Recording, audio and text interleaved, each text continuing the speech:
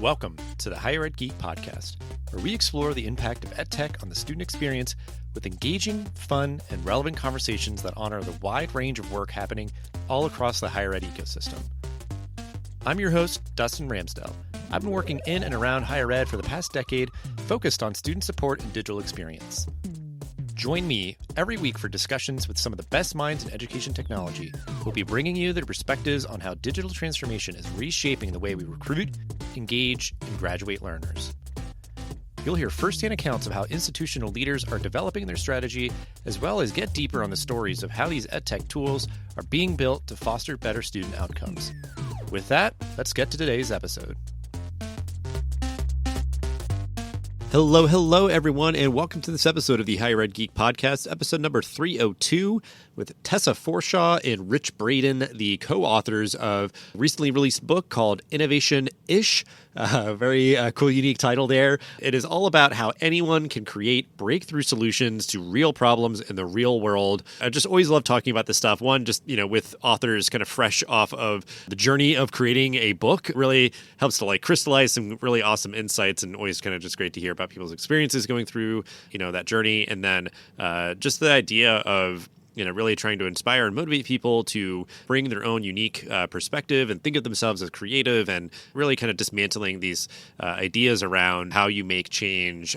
Our conversation really covers a wide array. We're speaking about, how to kind of instill this mindset more so for students, but then how faculty and staff also are interacting with each other to drive their institutions forward. So really appreciate Tessa and Rich for jumping on for this episode, talking about their book. Definitely go check out Innovation-ish, wherever you like to get your books. Connect with Tessa and Rich to keep the conversation going. So without further ado, here it is, episode number 302 with Tess and Rich.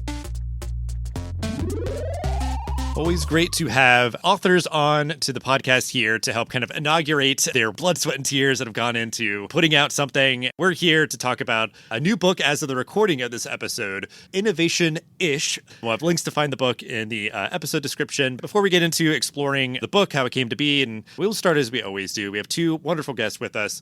Tessa, we'll start with you if you want to just briefly introduce yourself and your background, and then we'll go over to you, Rich. Thank you so much for having us on.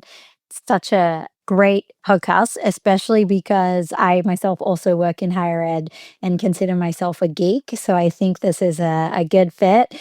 But I'm a cognitive scientist based at Harvard University in the Next Level Lab. And we research the cognitive science and learning sciences behind how people work, learn, and create. And outside of that, I obviously have a doctorate in cognitive sciences, but also have been a design educator for a long time, starting teaching with Rich about 10 years ago at Stanford at the D School and the faculty at the Graduate School of Engineering, through to now in the Harvard Innovation Lab. I've been a geek since, my whole life. I started and taught myself programming at the age of 9, so it started early for me. I started as a software engineer, did some marketing in the Silicon Valley thing, but I then had a side career doing improv, which really comes into the creativity play, for about a dozen years in San Francisco.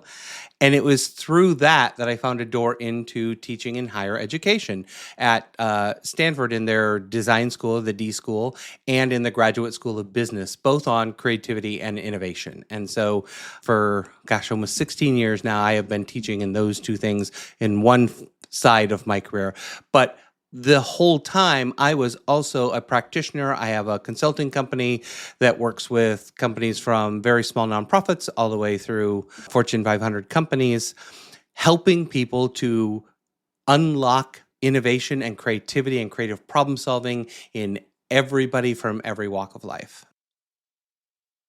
Yeah, it's really good stuff. I've always been kind of curious and interested in these sort of conversations. And I think obviously you all have kind of experiences in and around higher education. So I think it's great to kind of be able to have a very direct kind of application or sort of experiences to kind of build off of and reflect on in this kind of conversation. The mindset or sort of the strategies or tools or just sort of even like empowerment and encouragement when you kind of approach this. Anybody can kind of drive innovation and starting to put some structure on it. Because I think even if somebody maybe kind of acknowledges that, it can still feel very daunting or challenging challenging or just sort of, just so abstract and ambiguous or whatever. It's like there is sort of guiding philosophies or terminologies or just sort of, things to kind of follow. So appreciate you kind of putting together this book and just the way that to frame it to kind of really invite people into this conversation. So Tessa, if you want to start out, just sort of like your point of view on like, this book coming to be, the inspiration and the journey that led to you both working together to create it.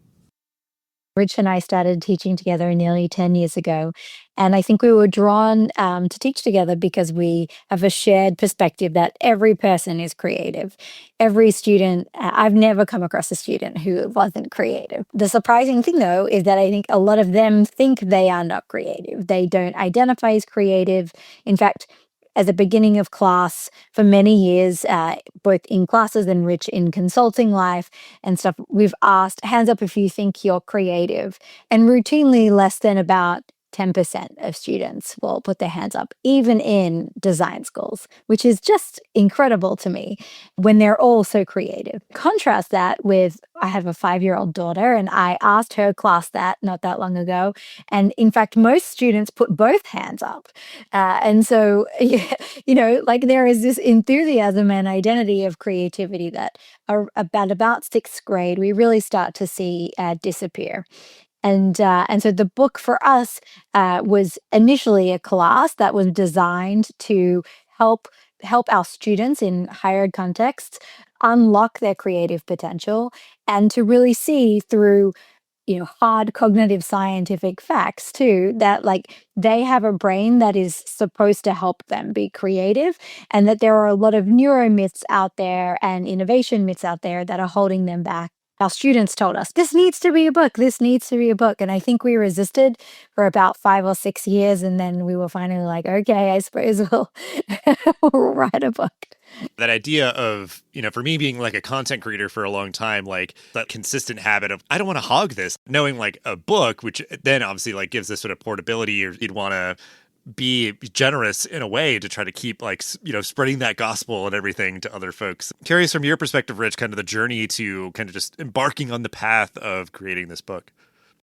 Well, like Tess mentioned, we've been teaching it for so long. I think we keep re-understanding what it is and kept getting deeper and deeper into it. And that extended even into the book. As Tess mentioned, there are these people that are afraid of creativity. We call that the creativity gap.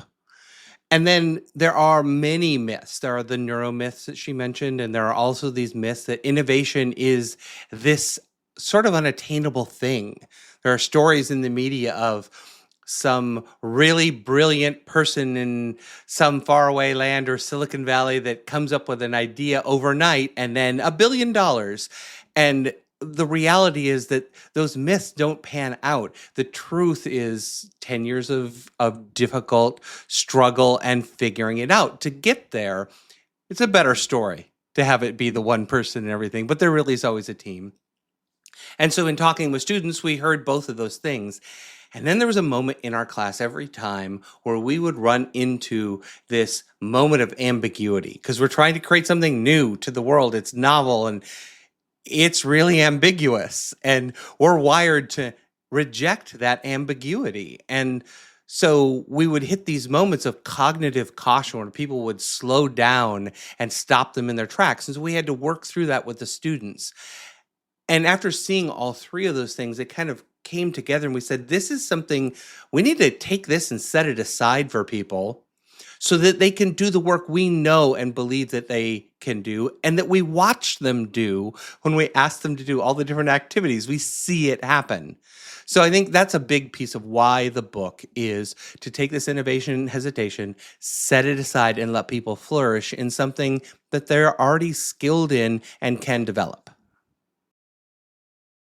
Yeah, I think that is such a big piece, though, of kind of what you're sharing. Of we start out not having so many hangups, and then like it kind of gets hammered out of us for one reason or another, and then like, or I guess maybe even like because to just not be totally negative or kind of a negativity bias about this, but like it's maybe not like nurtured, like people maybe don't have the skill sets to how to sort of like foster it, facilitate it, and just sort of like, kind of pull it out of people. So it's like, it's a muscle that kind of atrophies. And so you just sort of like, well, I don't know, like, maybe I don't think I'm good just because I haven't really been asked to be or whatever. Like there could be maybe those more subtle things, but then sometimes like, yeah, if you're kind of coloring outside the lines, that's then like reprimanded or, maybe you're just following then like what you get kind of lauded for. So like, so there's a lot of different dimensions to this. And I think even within kind of the higher education context, it could be reading something like this, reflecting and acknowledging the experiences that students have had as they kind of set foot on campus, or, join classes online, whatever it might be,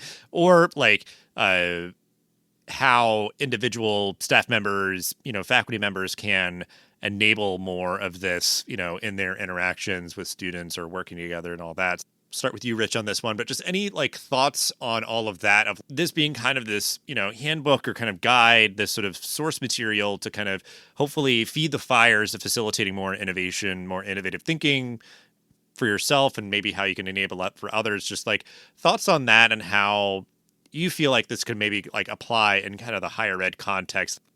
In the classrooms where we teach, and this is pretty much every classroom, to get into that classroom, it's an accomplishment. You're a capable, successful person, very much like any of the clients that we work with. They're executives and directors in companies and have accomplished a lot. And then you hit this point where we introduce the concept of innovation, and they all, not all of them, but 90% of them shrink.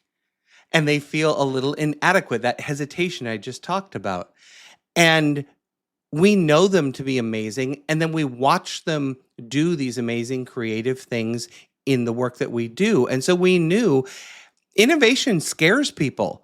What is it about innovation? And so we decided, what we need? We need something that's a little kinder, a little gentler, a little more welcoming of people in. And that's why we came up with the title Innovation-ish, is the approach is to make it accessible for all of those capable people in higher education who are earning incredible degrees in really nuanced areas all coming together, and then getting afraid of this thing that we talk about.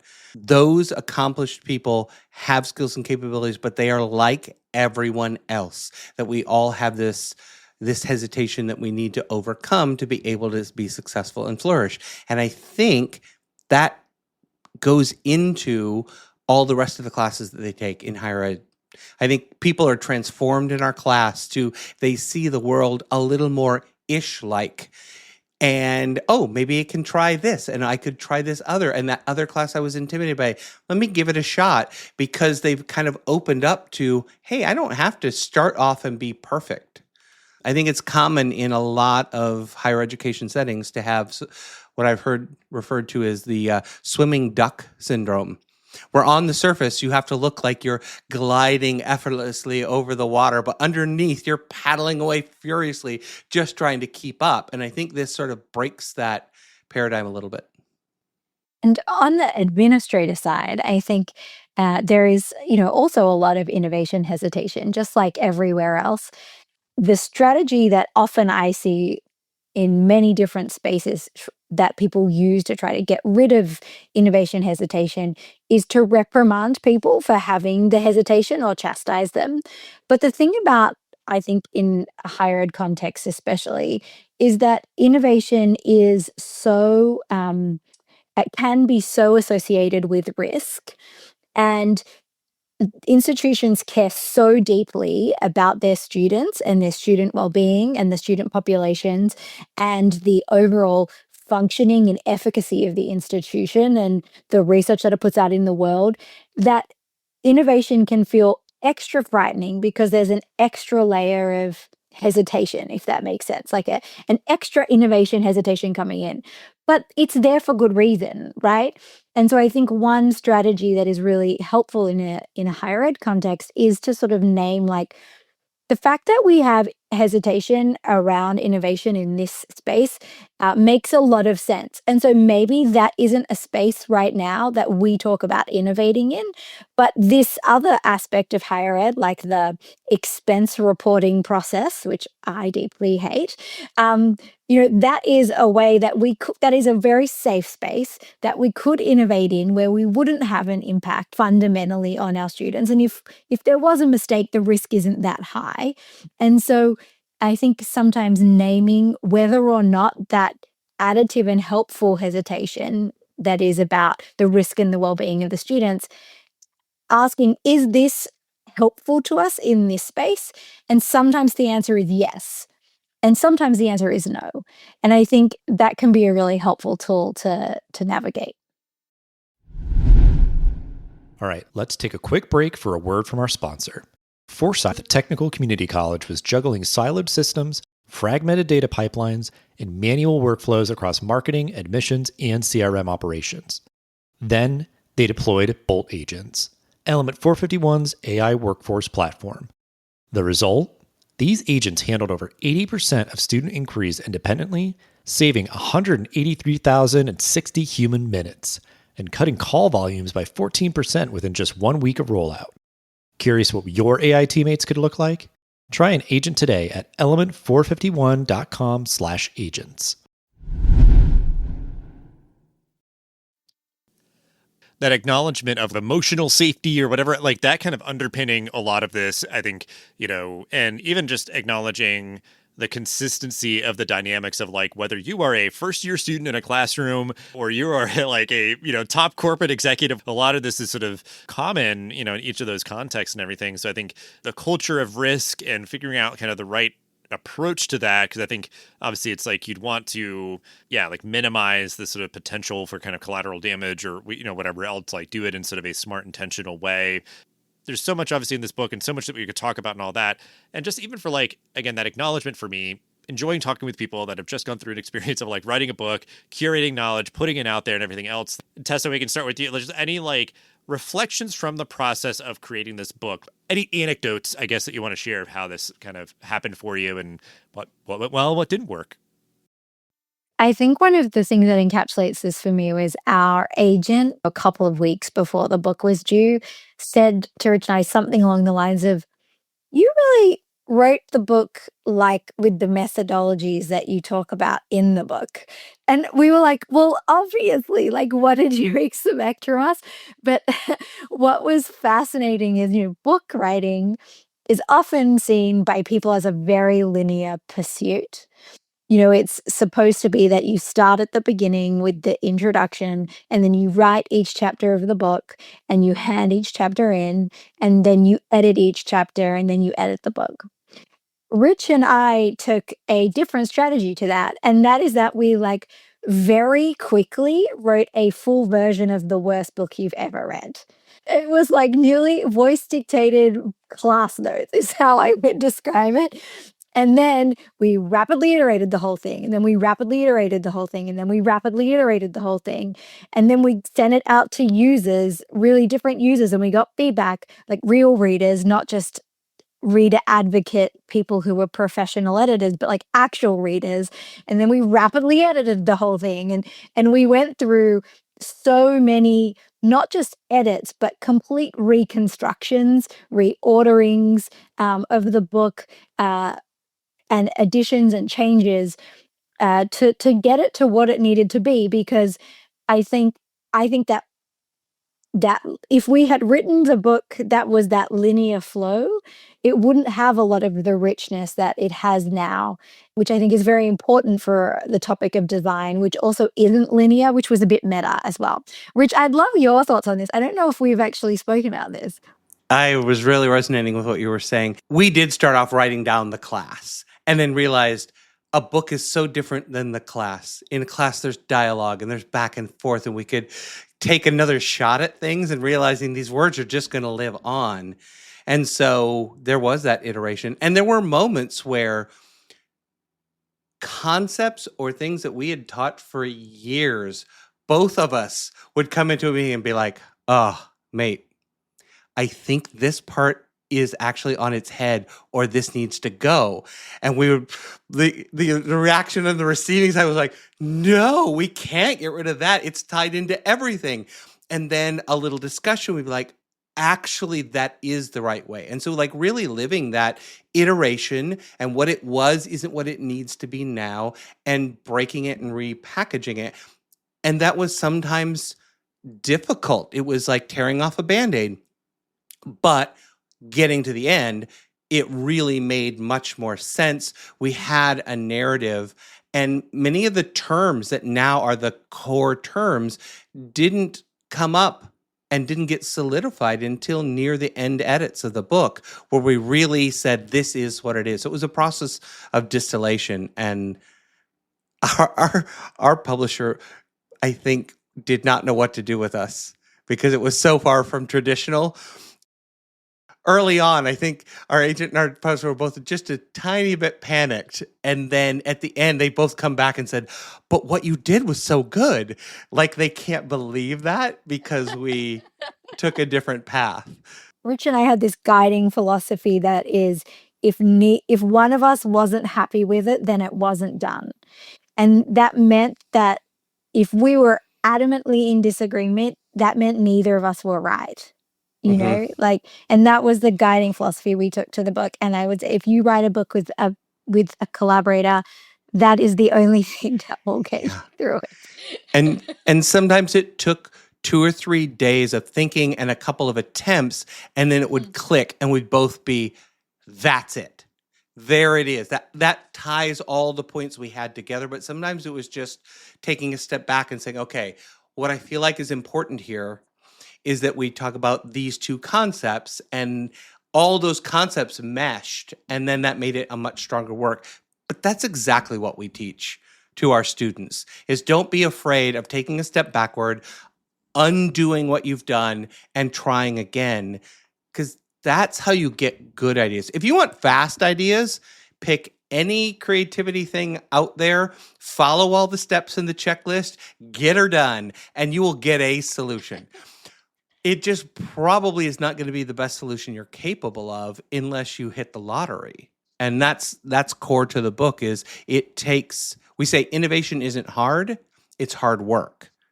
Because the specific actions you take aren't on the complexity of rocket science or brain surgery, but those things done well simply is often hard or harder than something that might be more complex with an algorithm. And it takes effort to get there. Yeah, I appreciate you both sharing those reflections. I enjoy writing like a full suboptimal draft versus like maybe being like, oh, I'm like doing bits and pieces or whatever else. It's like, I'm just going to like brain dump the whole thing and then just now I can like riff on it and get feedback, whatever. I think that idea of like writing it very much like, you know, in the order of the book feels like very like textbooky, because you would like be like, we got to have like a deliberate, like you start at chapter 1, you just go through and it all sort of builds like whatever. So it's like, all well and good for that, but like you're, you know, doing something different. So it's good to write it differently. And I think there's probably something where if people are like, oh, maybe I'm not innovative or whatever, is because they're like, well, no, I just like to take my time and think about things. And it's like, no, you could be like an innovative risk taker, whatever. And you're just like not impulsive. Like you're trying to be very intentional about this and understand, okay, if we are going to take this risk, this is what it means, but we know exactly why we're doing it and, you know, the way we're doing it, whatever, versus just being like, oh, I'm like creative and this and that. I'm just impulsive and I just sort of like whatever. And I appreciate you sharing that, I guess, you know, sort of embedded in kind of your philosophy that you've put in to your work here, like is thoughtfulness can coexist and perhaps is like prerequisite for like true, like innovative thinking is like when you feel like, especially you need to like take that time to reflect and process and sort of put your thoughts together and all that, so that like, you know, yeah, you're just kind of giving something the attention it warrants and deserves and everything. As we're winding down, getting into the advice for, you know, collaborating on writing a book, you know, other folks out there may be doing something similar, but, you know, bringing it into the higher ed context here, we're in a very unique moment for higher education. I think a book like this to keep people inspired to be thinking innovatively and thinking differently is, you know, certainly very needed. So Rich, we'll start with you. Just final bits of advice, final thoughts, like call to action, kind of what is on your mind to try to help higher ed leaders trying to meet this moment and kind of help their institutions survive and thrive? I can think of two things. One is there is a lot of ambiguity and uncertainty in the world right now. So many of the recent episodes that I've listened to for you are about AI and AI in textbooks and AI in the classroom. And so AI is one huge factor. And there's a lot of uncertainty in the world just geopolitically as well. You have a capacity for that. And your students' capacity now is probably a little less than it is at other times. And so I think they need a little bit more space and grace in what their capabilities are and allowing for them to have their reactions to that, because it's not something it's in their control necessarily. It's out of their control in the uncertainty. And so to ask them to innovate, you're asking them to take on more of that. And so I think sizing that, we saw it in the pandemic when there was so much uncertainty. Our class, the first class in the pandemic, really struggled because there was so much uncertainty. They were so disconnected. And what we know is that you have to engage with others and you have to engage with ambiguity. And both of those things were at a deficit during that time. And I would say the second thing, you've mentioned risk. I think one of the things that we do as teachers, especially with this work in this class, is to change people's perspectives. My third grader just came home and said, Mr. R really changed my perspective on the tortoise and the hare. And I said, really? How so? And she said, yeah, the rabbit is really fast. It's only because he stopped that he lost. He really is the winner. And I was shocked that she had this totally different perspective, but it was well thought out. And this teacher had changed it for her. And I don't care if it's the rabbit or the tortoise for her. She's getting what she gets out of it. But it really flipped something she had held. And I see that happen in our students. They come in they've been trained and taught. Here's how it works. You follow the thing, you spit back the answer, you get good grades on the test, you keep going, you get the degree that was set in motion a long time ago, and you don't really stop and question those things. And in our class, there are no right answers. There are lots of right answers. We care about how you get there. We don't care where you get. And it's to stop and thoughtfully look at what's in front of you and then make some different choices. And so we see a lot of students get to our class, and then there's a little bit of a moment of, I'm in the wrong degree. I want to go off in this other direction, or I'm going to switch and do something I wasn't thinking about doing before. And it's not intentional, and we're not threatening, don't take our class or you're going to change your degree. It's that for the first time, they stopped and really reflected deeply inside, looked at the world and saw, hey, you know what? Those are guidelines, not rules. And I can step outside of them a little bit and everything's okay. And I think that's a required piece. You got to break some of the social norms and rules in doing good design work and see things for what they can be, not for what they are. Building off of Rich, I'd say that creative problem solving, or why I care about teaching creative problem solving, is that the skills that you learn are inherently the types of skills that you need to thrive in an increasingly ambiguous future, especially alongside like artificial collaborators and agents. For me, it is not so much about teaching someone to do innovation. Um, or teaching someone to have the next startup.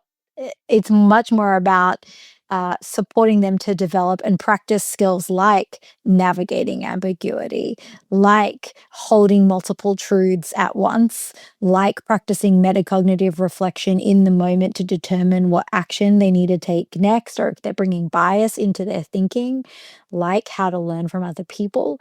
Like all of these skills are so important. And yet, somehow in design education, we've really, as a field, got to this point where we teach more to the let's have you pitch a startup than we do to the core skills that are essential to getting there.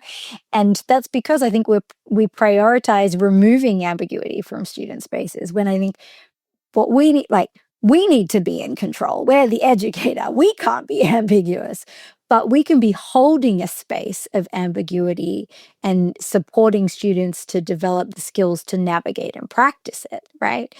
And same with, they can come up with if a student in our class realizes that the idea that they came up with at the end of the day doesn't fundamentally solve the need and they ditch it, and their thinking and their process, their personal process is great, then that is a win in my eyes. And in the real world, that's a win. That can save companies millions of dollars in not implementing the wrong thing. So I would just say it would be my sort of plea or call to action is like, let's remember how we teach these skills, and let's remember how important they are in not only design classrooms, but in preparing learners to take on the future. Very well said, both of you. I think great advice, inspiration, calls to action for our topic here. And appreciate you both for taking the time out for this episode, ways to connect with each of you, and your book in the episode description. And like I said, I think this is just a necessary kind of companion to help folks, listening, higher ed leaders out there to help have the tools to navigate this moment. So appreciate you all committing to this, putting this together, and talking about it for this episode. Thanks for listening to the Higher Ed Geek podcast. This show is a proud member of the Enrollify Network, home to Higher Ed's largest collection of podcasts. Enrollify is where higher ed goes to grow. So be sure to check out our other podcasts, webinars, video clips, blogs, and more. Visit Enrollify.org and subscribe for all the latest details and content drops directly to your inbox. Enrollify is brought to you by Element 451, the digital workforce platform for higher ed. Learn more at element451.com.